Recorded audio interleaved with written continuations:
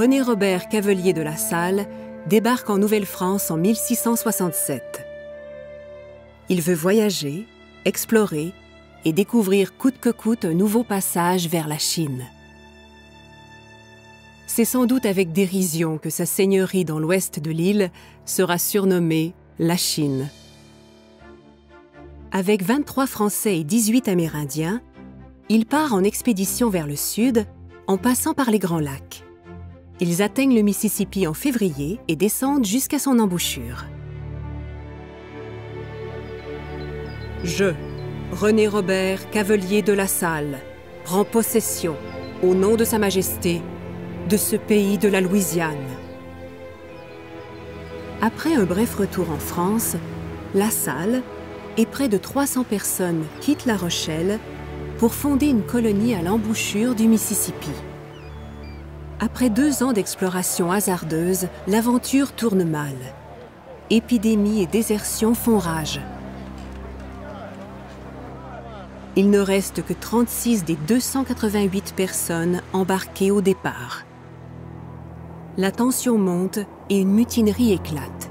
Cavelier de La Salle est tiré à bout portant par un membre de son équipage.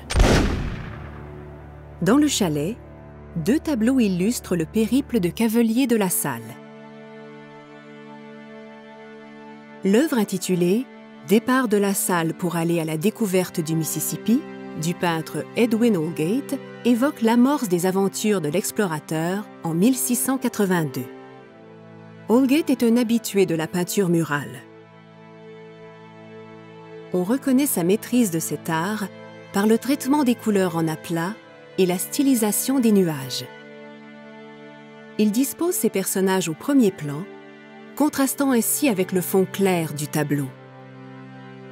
Dans la toile, on voit l'équipage qui charge les canaux avant l'expédition.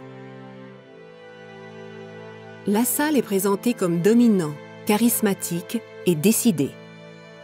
Il fait face à un prêtre, rappelant la mission d'évangélisation des expéditions.